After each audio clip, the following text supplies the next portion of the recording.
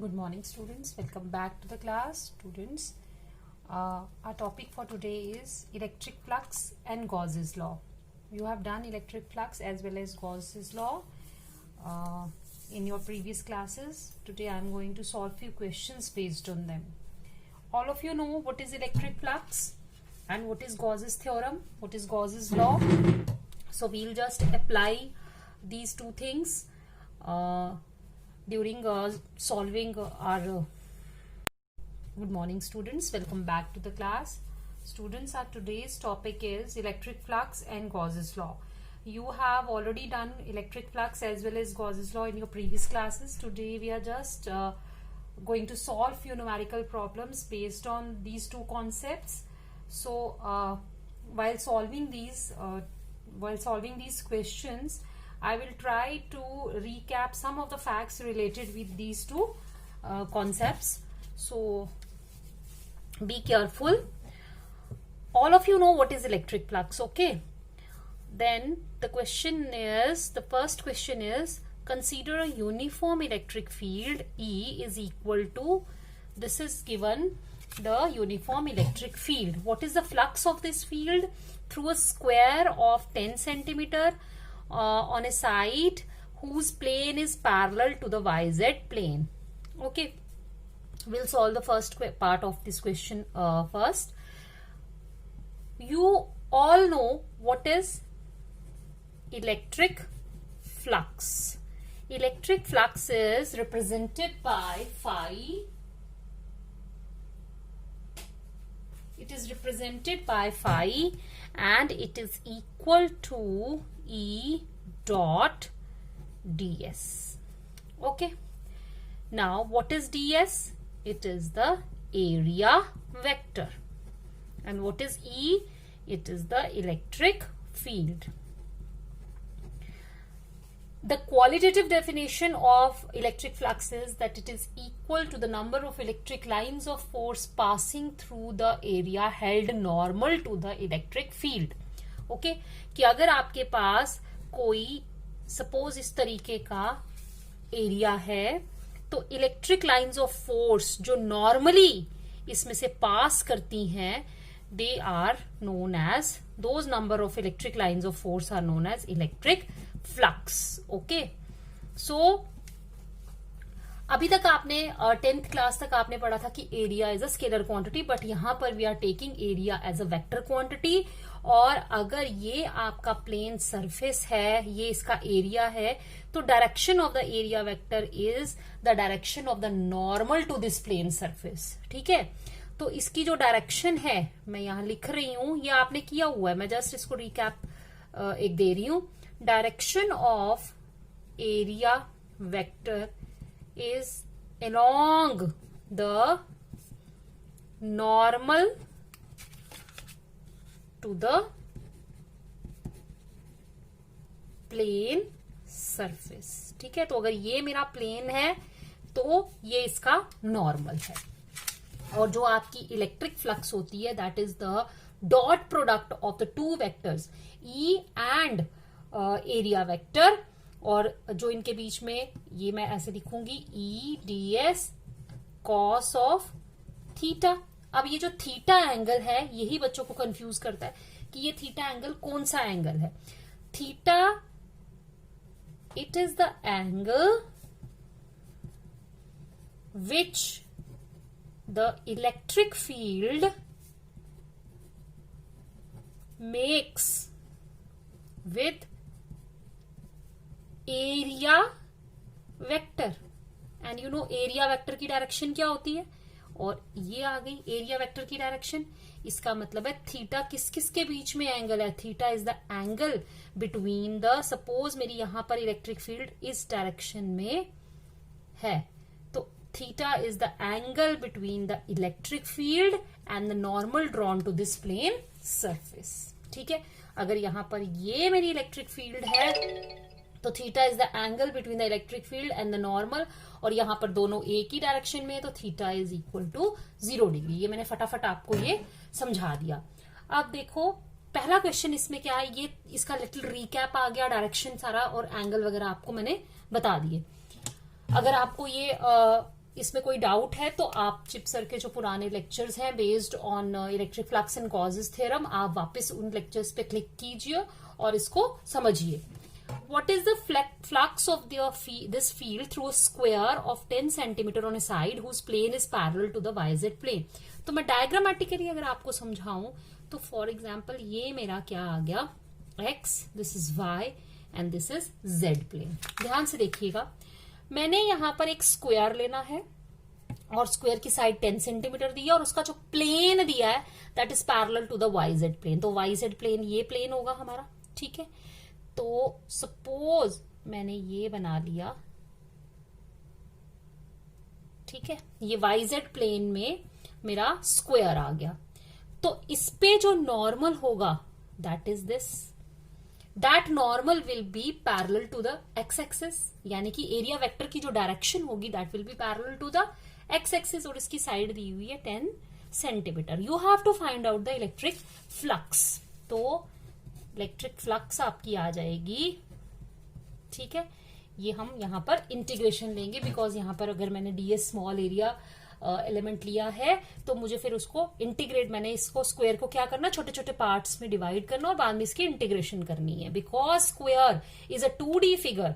Square क्या है आपकी, square is a 2D figure और फिजिक्स में 2D फिगर्स जो होती हैं उनको हम ओपन सरफेसेस मानते हैं. क्या मानते हैं, ओपन सरफेसेस मानते हैं. और जो 3D फिगर्स होती हैं they are in physics they are treated as closed surfaces. तो ये हमारी स्क्वायर है, 2D फिगर है, it is an open surface. Open surface है इसलिए मैं यहाँ पे क्लोज्ड इंटेग्रल नहीं लूंगी, यहाँ पर हम लोग लेंगे इसके पूरा सरफेस इंटेग्रल. ठीक है, तो ये आ गया मेरा. ठीक है, ds और यहां तो हमें पूरा दिया ही हुआ है, ये तो हम लगा देंगे. और इन दोनों के बीच में जो एंगल है दैट इज 0 डिग्री बिकॉज आपको दिख रहा है यहां पर. अब E का जो हमारा यहां पर आप cos 0 से भी कर सकते हैं, ये I है, नहीं तो आप इसको ऐसे भी कर सकते हैं. इसको रहने दो, ऐसे करो. 3 into 10 की पावर 3 I डॉट. ठीक है, अब ds जो है वो हमारा, मैं यहां पर इसको ऐसे हम लिख सकते हैं E डॉट a. ठीक है, तो हमारा a जो है यहां पर क्या होगा, एरिया ऑफ द स्क्वायर. तो स्क्वायर का एरिया 10 सेंटीमीटर दिया है तो वो क्या होगा, क्योंकि एक साइड 10 सेंटीमीटर है, 10⁻⁻² मीटर में किया और स्क्वायर होता है साइड इंटू साइड. ठीक है, तो ये भी किस साइड में आएगा, ये देखो आपका एरिया वेक्टर की जो डायरेक्शन है वो भी कैसी होगी, अलोंग द एक्स एक्सिस. तो ये आया 3 into 10 की power 3 10⁻⁻² I dot I is 1, it is equal to 3 minus 2 it is equal to 30 और इसका Newton metre square per coulomb. ये आ गया हमारा. ठीक है, ये ओपन सरफेस है इसलिए मैंने इसको, इसका पूरा जो सरफेस इंटेग्रल आएगा वो a के बराबर या एरिया ऑफ द स्क्वायर के बराबर आ जाएगा. ठीक है, अब आ जाओ second part. What is the flux through the same square if the normal to its plane makes an angle 60 degree. अब ये जो थीटा आया, अब हम ये वाला फॉर्मूला लगाएंगे. phi is equal to E dot ds that is equal to E dot a. यहां पर बिकॉज एरिया हमारा दिया हुआ है, स्क्वायर है, तो E a cos of theta, E आ गया आपका. ठीक है, और a आ गया और cos ऑफ थीटा कितना हो गया 60 डिग्री. y मैंने यहां पर थीटा जो है वो that is the angle between the normal and the x axis. और आपका जो नॉर्मल है वो 60 डिग्री एंगल बना रहा है एक्स एक्सिस के साथ और इलेक्ट्रिक फील्ड भी जो है वो एक्स एक्सिस के अलोंग है. तो इलेक्ट्रिक फील्ड और एरिया वेक्टर के बीच में जो एंगल है वो 60 डिग्री आएगा. दैट इज 3 वही पहले वाला ही आएगा 30 इंटू एडिशनल जो चीज आएगी वो आएगी 1/2 cos 60 that is equal to 15 newton metre square per coulomb. ये हो गया हमारा पहला numerical. I hope it is clear. Now, question number 2. A cylinder is placed in a uniform electric field E with its axis parallel to the field. ठीक है. Show that the total electric flux through the cylinder is 0. ये question कराने से पहले मैं आपको एक चीज बताना चाहूंगी. एक तो आप ये देखिए, इलेक्ट्रिक फील्ड कौन सी है? इलेक्ट्रिक फील्ड इज क्या है? यूनिफॉर्म. ठीक है. एंड द सरफेस कौन सा है? Cylinder. Surface is 3D closed surface. ये दोनों चीजें हमने क्वेश्चन से देख ली कि इलेक्ट्रिक फील्ड यूनिफॉर्म है, सरफेस जो है वो क्लोज्ड है, and there is no charge inside the cylinder. और अगर ये तीनों चीजें हो जाएं, कोई सिलेंडर के बीच में या क्लोज सरफेस के बीच में कोई चार्ज इनक्लोज्ड नहीं है, no charge enclosed inside the cylinder, electric field uniform है और सरफेस क्लोज्ड है, then the electric flux is always 0. Cylinder की जगह ये सफेयर भी हो सकता था, इसकी जगह ये क्यूब भी हो सकता था. यानी कोई भी क्लोज्ड फिगर अगर आप यूनिफॉर्म इलेक्ट्रिक फील्ड में रखते हैं जिसके बीच में जिस क्लोज्ड जो सरफेस है उसमें कोई भी चार्ज इनक्लोज नहीं हो रहा है, then the electric flux passing through that close surface is always 0. वो हम प्रूव करेंगे. हाउ? Let's see. मैंने ये सिलेंडर बनाया. ठीक है. याद रखिए कि ओपन सरफेसेस में आप, जैसे ये मेरा ओपन सरफेस है, ये है सपोज एक स्क्वायर, इसमें हम नॉर्मल इस डायरेक्शन में भी बना सकते हैं और इसमें नॉर्मल हम इस डायरेक्शन में भी बना सकते हैं. The normal can be outward, the normal can be outward as well as inwards in case of कौन सा? Open surfaces. But when we talk about closed surfaces, हम सिर्फ outwards normal consider करेंगे. यानी कि इसमें जो हम डायरेक्शन लेंगे एरिया वेक्टर की, that will be outwards. तो मैं यहां लिखूंगी, but in case of closed surfaces we will take only outward normals. Correct. देखो अब सिलेंडर लिया आपने, ये मेरी आ गई यूनिफॉर्म इलेक्ट्रिक फील्ड. ठीक है. ये मेरा आ गया सरफेस नंबर 1, ये आ गया surface number 2 and this is my surface number 3. 3 surfaces आ गए. 2 आ गए फ्लैट सरफेसेस, ये हो गए हमारे क्या? फ्लैट सरफेस, और ये क्या है? Curved surface. ठीक है. मैं इनके छोटे छोटे पार्ट यहां पर कंसीडर करूंगी. ये भी छोटा सा पार्ट लिया, यहां पर भी छोटा सा पार्ट लिया. ठीक है. इसका नाम मैं दे दूंगी DS1, इसका नाम दे दूंगी DS2 और इसका नाम दे दूंगी DS3. अब बताओ मुझे, यहां पर इसका जो नॉर्मल होगा वो आउटवर्ड, इसका नॉर्मल भी आउटवर्ड, इसका नॉर्मल भी आउटवर्ड. क्लियर हो गया सबको? ठीक है. अब आ जाओ, हम तीनों सरफेसेस पर, यहां पर इलेक्ट्रिक फील्ड की डायरेक्शन यूनिफॉर्म है, वो ऐसी की ऐसी ही रहेगी. ठीक है.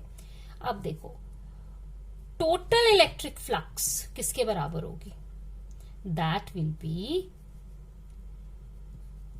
E dot DS1 plus E dot DS2 plus E dot DS3.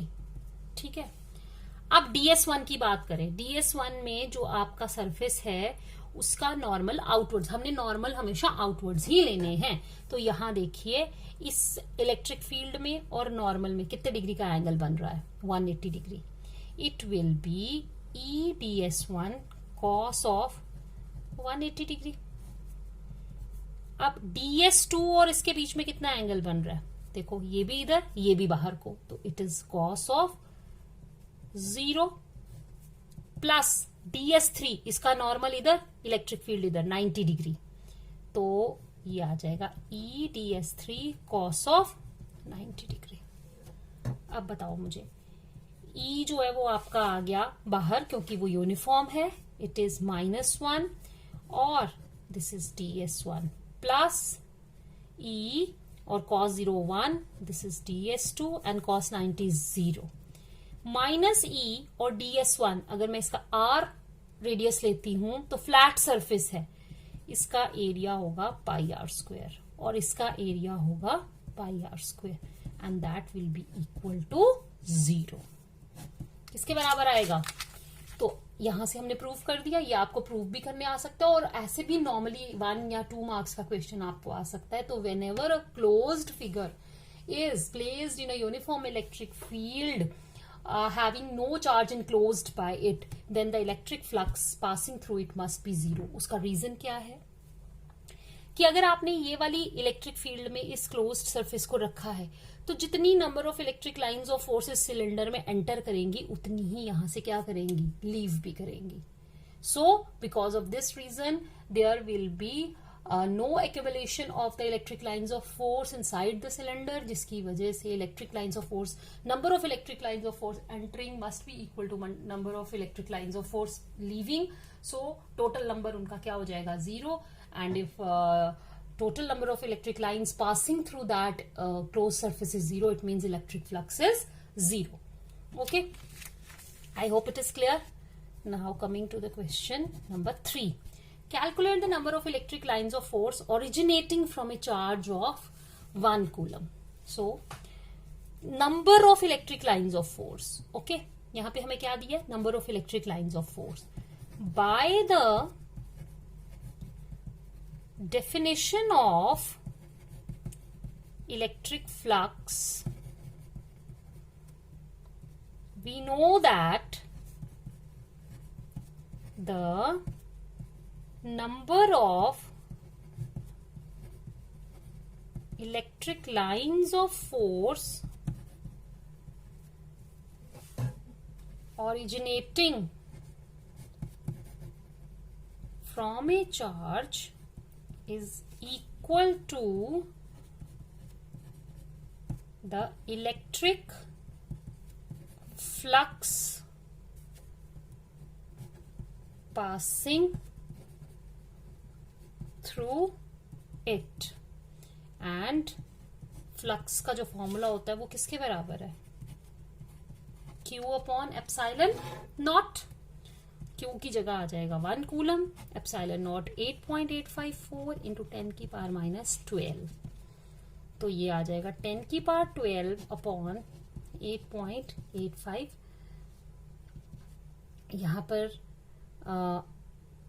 ऊपर आ गया 100, नीचे आ गया 885 इंटू 10 की पावर 12, ये 100 से तो डिवाइड होगा नहीं, मैं क्या करूंगी यहां से एक 10 उधारा ले लूंगी, यहां 10 की power 11, I think it will be 1.1, ठीक है, आंसर आएगा 1.1 इंटू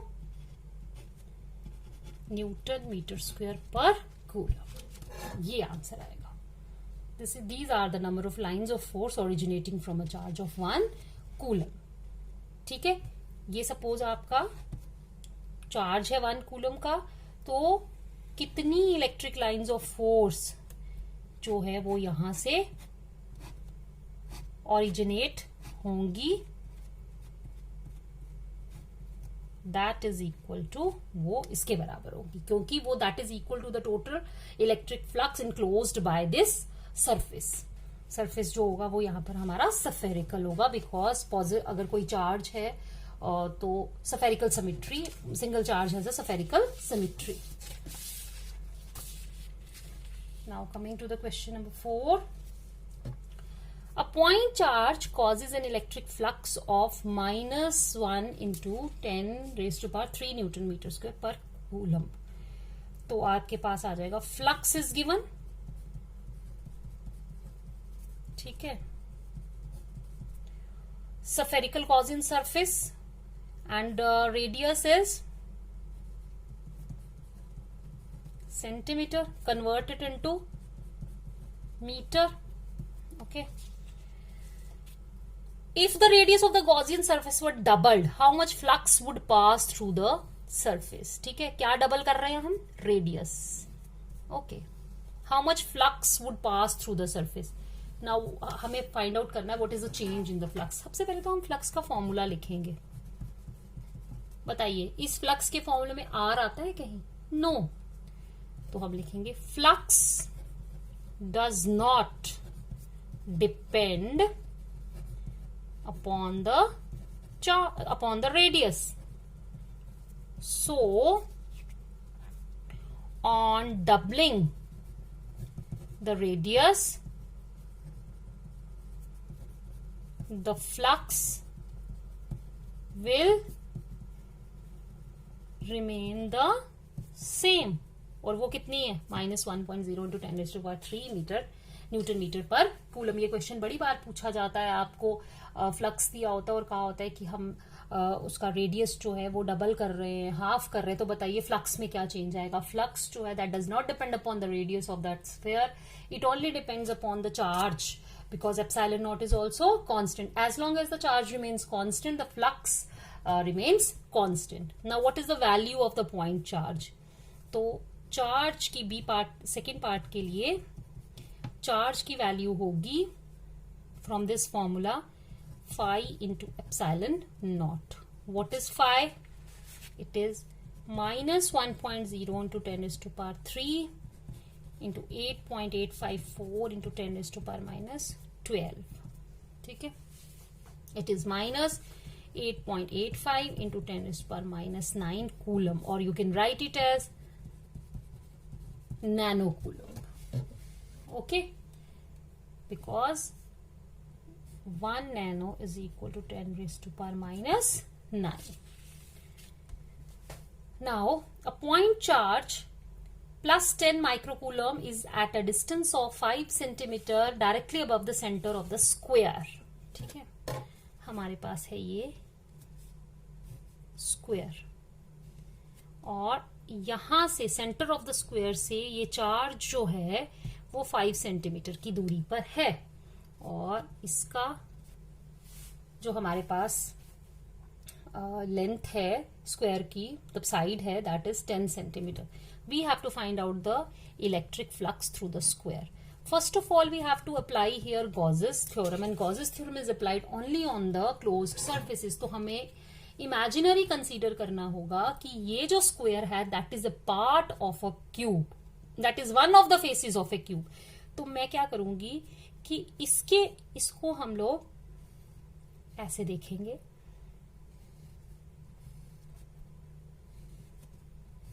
कि आपके पास एक क्या है,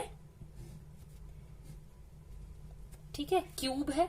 सपोज ये आपका स्क्वायर आया जिसकी हम बात कर रहे हैं, यहां से ये चार्ज मैंने यहां रखा हुआ है ये, ठीक है, और वो कितना, 10 माइक्रोकूलम का. तो हम इमेजिन करेंगे कि ये जो चार्ज यहां से 5 सेंटीमीटर की दूरी पर है from the centre of the square, that is basically imagined to be enclosed inside a cube. ठीक है, क्यूब ऑफ साइड 10 सेंटीमीटर. अब देखो इस चार्ज में से जो इलेक्ट्रिक लाइंस ऑफ फोर्स निकलेंगी वो it will be shared by all the 6 faces. सभी 6 फेसेस क्या करेंगे, वो शेयर करेंगे. ठीक है, अब जो this square can be considered as one of the faces of this cube. तो जो इलेक्ट्रिक फ्लक्स इसके साथ एसोसिएटेड होगी that will be 1/6 part of the flux that is associated with this cube. तो हम करेंगे अप्लाइंग Gauss's थ्योरम. ऐसे question हमेशा ऐसे ही करने हैं. Gauss's theorem to the cube which we have imagined. Cube जिसको हमने क्या किया, इमेजिन किया है, वो आएगा phi is equal to Q upon. ठीक है, तो ये आ गया आपका electric flux associated with 6 faces of the cube. ठीक है, 6 के 6 फेसेस के साथ इतना इलेक्ट्रिक फ्लक्स एसोसिएटेड है. Now electric flux associated with one face means square is equal to 1/6 q upon epsilon naught. ठीक है, वैल्यूज लगा देंगे इसमें, तो ये आ जाएगी हमारी q कितना दिया हुआ है इसमें 10 इंटू 10⁻⁻6 अपॉन 8.854 इंटू 10⁻⁻12. ठीक है, ये आप सॉल्व करेंगे, ये आएगा, मैं यहां लिख रही हूं, phi is equal to 10⁻⁻5 upon into 10⁻12 upon 8.85 into 6. ठीक है, जब आप इसको सॉल्व करेंगे ऊपर आ जाएगा आपका 10⁻7, नीचे आ जाएगा 885 इंटू 6 और ऊपर मैंने 100 भी लिखा. ठीक है, अब वैसे ही मैं इसको यहां ले लूंगी 1000 अपॉन 885 मल्टीप्लाइड बाय 10⁻6. ठीक है, इंटू 6. तो देखो क्या आया. इसको आप चाहो तो कैलकुलेटर से भी कर सकते हो, मैं कैलकुलेटर इसमें इस्तेमाल नहीं करती हूँ, इसलिए मैं ये वाले तरीके से कर रही हूँ. ये मैंने पहले भी निकाला था. It is 1.1/6 into 10⁻6. That is यहां से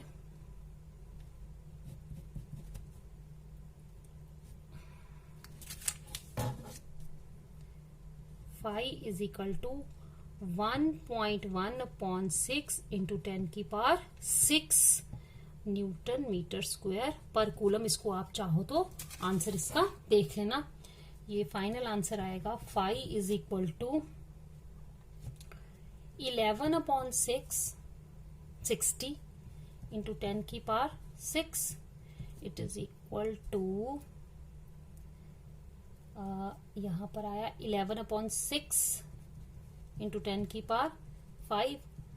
तो इसको अगर मैं सॉल्व करूं तो ये आएगा मेरा 1.6 to 10⁵ Newton metre per coulomb. ठीक है, ये कुछ इस तरीके से आपकी कैलकुलेशन. आप चाहो तो उसको सीधा यहाँ पर कैलकुलेटर से डालो और आंसर निकल जाएगा. मैं कैलकुलेटर इस्तेमाल नहीं करती हूँ, इसलिए मैंने थोड़ी मल्टीप्लीकेशन इन्वॉल्व की है. Now a point charge of 2 microcoulomb is at the center of a cubic surface 9 centimeter on H. What is the net electric flux through the surface? ठीक है, इसमें आपने स्क्वायर लिया था, इसमें उन्होंने क्यूब से पूछा है. तो क्यूब वाला जो होता है दैट इज सिंपल, वो आप ये लगाएंगे. अगर एक स्क्वायर से पूछा तो 1/6 आएगा, अगर क्यूब से पूछा है तो फिर फैक्टर 6 नहीं आएगा. 2 इंटू 10⁻⁻, मैंने जानकर ये क्वेश्चन लिया ताकि आपको फर्क पता चल जाए. ये जो साइड होती है इसका कोई रोल नहीं होता इसमें. 2 into 10⁻6 into 10⁻12 excuse me into 100. ठीक है, ये आ गया मेरा 2000 ले लिया मैंने जैसे उसमें लेती थी, और यहां पर 12 और 6 थे, और यहां पर मेरे बच जाएंगे. अब ये लिए ना मैंने इसके साथ 200, तो यहां पर एक बच जाएगा मेरा 5. आप देख लेना, मैंने यहां तो नहीं कोई गड़बड़ करती हुई है इसमें, क्योंकि ये आंसर में देख लीजिएगा. देखो मैंने क्या किया है यहाँ पर. हाँ, ये है ना, अच्छा वहां पर 10 था ना, इसलिए हमारा वो आया था. ये 2 है, तो आपका आ जाएगा आंसर. इसको अगर मैं करूंगी तो I think it will be 2.2 के बराबर into 10⁵ Newton metre square per coulomb.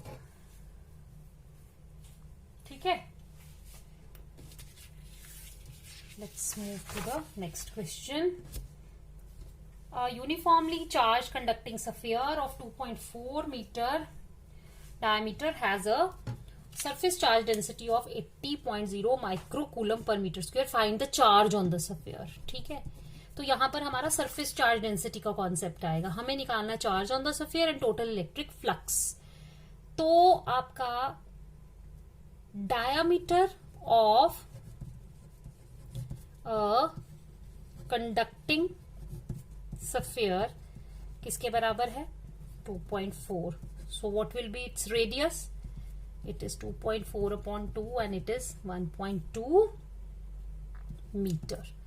Surface charge density is 80.0 microcoulomb per meter square. That is 80 into 10 raised to power minus 6 coulomb per meter square. ये निकल गया. अब you know sigma is equal to charge upon area. ये surface charge density का formula होता है. तो charge कितना आ गया? सिग्मा इंटू ए. ए हमारा क्या आएगा? स्फीयर है तो पाई आर स्क्वायर. तो मैंने सिग्मा की वैल्यू डाल देनी है 80 इंटू 10 की power minus 6 into pi are square. ठीक है, वैल्यूज डालो. 4 पाई आर स्क्वायर. ठीक है, 4 पाई इंटू आर की जगह लिख जाएगा मेरा. इसको आप सॉल्व करोगे तो आपका यहां पर जो आंसर आएगा 84 इंटू 3.14 इंटू 1.1. ठीक है, तो आप यहां पर ये कैलकुलेटर से सॉल्व करके यहां पर लिख लेना. ठीक है, वो कूलम में आएगा आंसर. मैं बाद में करके इसको लिख दूंगी. Then find the total flux. Flux किसके बराबर है? Q upon epsilon naught. जो भी ये Q की वैल्यू आएगी वो हम यहां डालेंगे और 8.854 इंटू 10 की पावर माइनस 12. तो that will be our answer here. Newton metre square per coulomb. ठीक है, ये आप खुद करिए. Now consider a uniform electric field. This is 3 into 10 raised to power 3 I Newton per coulomb. What is the net flux of this field through a cube of this oriented so that its faces are parallel to the coordinate planes? याद करिए, ये वही question है. Cube है और इसको एक uniform electric field में रखा हुआ है. अंदर कोई नेट चार्ज नहीं है क्यूब के अंदर. तो कितनी इलेक्ट्रिक फ्लक्स इसके साथ एसोसिएटेड होगी? So what is the net flux of this field through a cube of side oriented so that its faces are parallel to the coordinate plane. Suppose ये हमारे कोऑर्डिनेट प्लेन्स हैं. तो मैंने क्या किया है, यहां पर I have put a cube. ठीक है, तो इस क्यूब में इस यूनिफॉर्म इलेक्ट्रिक फील्ड पर कितनी इलेक्ट्रिक फ्लक्स जो है वो इसके साथ एसोसिएटेड होगी? The answer will be 0. ठीक है, रीजन वही आएगा कि the electric lines of force, ये मेरा x, y एंड z. ठीक है, इस पे बताओ यहां पर आपका इलेक्ट्रिक फील्ड की डायरेक्शन ये होगी. अगर इलेक्ट्रिक फील्ड की डायरेक्शन ये ली है तो इस फेस पे, और ये जो ये वाले फेस है, ये वाले फेसेस है, इनके ऊपर इलेक्ट्रिक फ्लक्स तो वैसे ही 0 होगी. क्यों? क्योंकि यहां पर जो नॉर्मल जाएंगे वो ऊपर, यहाँ का नॉर्मल ये, इसका नॉर्मल ये जेड एक्सिस की, पीछे वाले फेस का नॉर्मल नेगेटिव जेड एक्सिस में. तो वो तो वैसे ही 0 हो जाने हैं. तो जो एक आपका ये है और एक आपका ये नॉर्मल आएगा. तो जितनी इलेक्ट्रिक लाइंस ऑफ फोर्स एक सरफेस से एंटर करेंगी उतनी ही दूसरे सरफेस से क्या करेंगी? लीव करेंगी. The electric lines of force entering from one face will be equal to the number of lines leaving through the opposite face. और वो फेसेस कैसे होंगे? ये दोनों फेसेस जो है ये किसके पैरेलल है? They are parallel. ये देखो इसका जो नॉर्मल आया वो एक्स एक्सिस में, तो ये फेसेस किसके पैरेलल में? वाई जेड प्लेन वाले। कौन से वाले? Y Z plane. ठीक है, clear? A charge Q is placed at a centre of an imaginary hemisphere. ये वैसा ही है जैसे स्क्वायर वाला था। एक इमेजिनरी हेमिस्फीयर लिया, चार्ज यहां पड़ा हुआ है। Using symmetry find the flux of the electric field due to this charge through the surface of the hemisphere. ठीक है, यहाँ चार्ज क्यू प्लेस किया हुआ है। सिंस दिस इज ओपन, हमें क्लोज्ड फिगर करनी है। क्लोज्ड फिगर क्या होगा? पूरा सफियर। तो अगर मैंने इमेजिन कर लिया कि ये सफियर मेरा क्या है, ये क्लोज है, the electric flux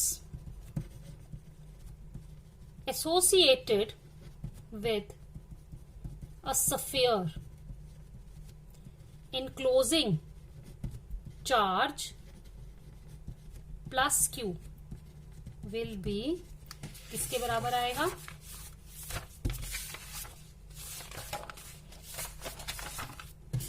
देखो,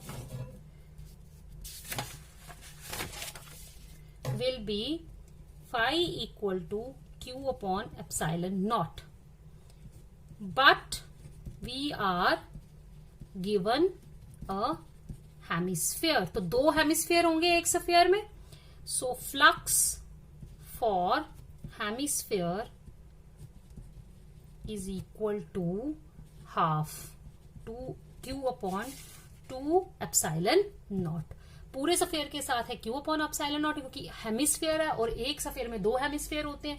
एक हेमिस्फीयर के साथ Q upon 2 pi epsilon naught और दूसरे के साथ Q upon 2 epsilon naught. Okay, now we will do the last question.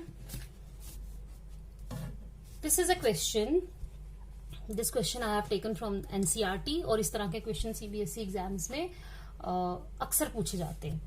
So this is a cube which is moving inside a, किसके, ये मूव कर रहा है inside a electric field and that electric field is not uniform here. Mind it, अगर ये uniform होती तो ये electric flux zero होता। यहाँ पे electric field is varying according to this relation Ex is equal to Ax. As this cube is moving inside it, x keeps on changing. अगर x change होगा तो electric field भी change होगी. It is given in the question Ey and Ez are already 0. तो हमारे पास सिर्फ दो faces पर इलेक्ट्रिक फ्लक्स होगी। मैंने आपको पहले ही बताया, क्लोज्ड फिगर में जब भी हमने नॉर्मल्स ड्रॉ करने हैं, they are taken as outwards. एक इस फेस पे आएगा और एक इस फेस पे आएगा। Let us call this face as left and this as right. Okay, तो हमें कैलकुलेट करना है थ्रू द क्यूब। अब हम करेंगे the electric flux through the cube will be only due to the two faces, or you can call as surfaces parallel to YZ plane। क्यों? Because हमारे पास जो EY है और EZ है वो 0 है। ठीक है, तो इस डायरेक्शन में भी इलेक्ट्रिक फील्ड जो है वो 0 है और इस डायरेक्शन में भी इलेक्ट्रिक फील्ड 0 है। जब इलेक्ट्रिक फील्ड 0 है तो फ्लक्स भी क्या आएगी? इनके इसमें और इसमें क्या आएगी? 0, क्योंकि ये वाला फेस, ये देखो, ये और ये, इनमें जो नॉर्मल आएगा वो y प्लस वाई और यहाँ पर माइनस वाई, लेकिन EY जो है वो अलोंग दैट क्या है? 0। अब ये वाले फेसेस ले लो विच आर अलोंग XY, इनके जो नॉर्मल्स जो होंगे वो Z डायरेक्शन में, आगे का भी पीछे का भी, लेकिन Z डायरेक्शन में इलेक्ट्रिक फील्ड जो है वो 0 है। इसलिए वो दोनों चार फेसेस के कारण इसमें कोई इलेक्ट्रिक फ्लक्स नहीं आएगी, सिर्फ ये और ये वाले कंट्रीब्यूट करेंगे इलेक्ट्रिक फ्लक्स को। अब हम आ जाते हैं हमारा पहला वाला लेफ्ट फेस। तो flux due to left face. ठीक है, तो phi left will be equal to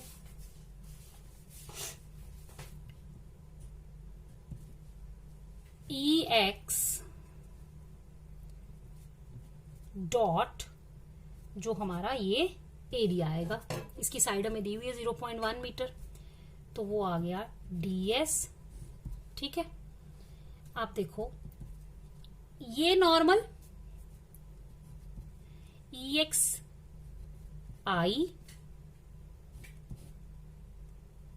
dot, बताओ मुझे, ये आउटवर्ड्स है ना, ठीक है, तो ये एरिया आ जाएगा आपका 0.1 का स्क्वायर, और ये हो जाएगा -i। क्यों? क्योंकि ये -i की डायरेक्शन में है।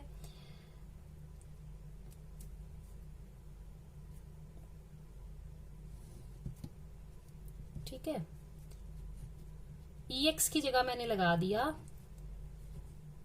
AX, ठीक है, I डॉट I -1 होगा, तो वो आ जाएगा -1 एंड 0.1 इंटू 0.1। अब यहां से देखो, लेफ्ट फेस के लिए x कितना है, यहां से लेकर यहां तक x का डिस्टेंस कितना है, 0.1, और a की वैल्यू दी हुई है, a की वैल्यू है 500 और x की वैल्यू है 0.1, ये माइनस यहां पर, और 0.1 इंटू 0.1, आंसर आया 1 इंटू 1 इंटू 1 अपॉन 30,000, तो 2, that is minus 0.5 newton metre square per coulomb.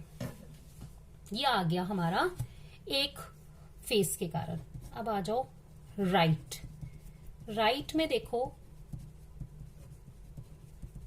ठीक है, अब मैं इसको ऐसे भी लिख सकती हूं, EX dx और cos ऑफ, इन दोनों के बीच में E की डायरेक्शन भी यही है और ds वेक्टर की डायरेक्शन भी यही है, तो 0 डिग्री आएगा। EX बाहर,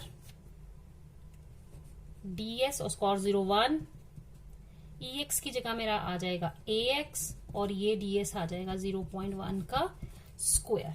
ठीक है, आप यहां पर भी इसको ऐसे कर सकते हो।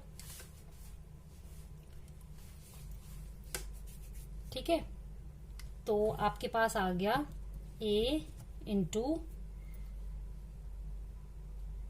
इसको आप चाहो तो यहाँ पे इंटीग्रल हटा दो। ठीक है, यहां पर आ गया a, x की जगह आप देखो, अब x यहां कितना होगा इस सरफेस के लिए, 0.1 ये है और 0.1 ये है, तो ये मेरा आ गया 0.2।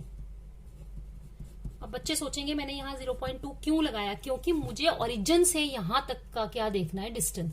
0.1 ये है और इसकी एक साइड 0.1 है, तो यहां तक से यहां तक का टोटल डिस्टेंस 0.2 आ जाएगा। तो a की जगह 500, 0.2 इंटू 0.1 इंटू 0.1, ये आया 500, 2 इंटू 1 इंटू 1 अपॉन 1000, और ये मेरा आ गया 1 newton metre square per coulomb. अब टोटल इलेक्ट्रिक फ्लक्स किसके बराबर आया, that will be 1 newton metre per coulomb minus 0.5, क्योंकि दोनों के कारण ही आएगी, वो रिजल्टेंट आएगा, that is 0.5 newton metre per coulomb. अब हमें चार्ज निकालना है। टोटल चार्ज आपके पास होगा किसके बराबर, because phi is equal to Q upon epsilon naught, तो Q is equal to phi into epsilon naught. ठीक है, तो एप्सिलॉन नॉट कितना है,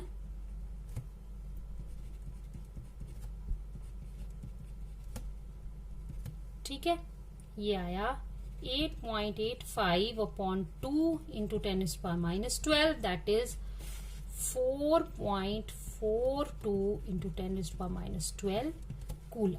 ये निकल गया मेरा चार्ज। आई होप आपको आज के क्वेश्चन समझ में आए होंगे। अगर किसी को कुछ समझ में नहीं आता है तो आप मुझे मेरे व्हाट्सएप नंबर पे मुझे पूछ सकते हैं, तो मैं आपको वो डाउट आपका क्लियर कर दूंगी। और I am sending these sheets also, आप वीडियो देखिए, शीट्स गो थ्रू कीजिए, आपको अनडाउटेडली सब कुछ समझ आ जाएगा। Thank you, stay home, stay safe.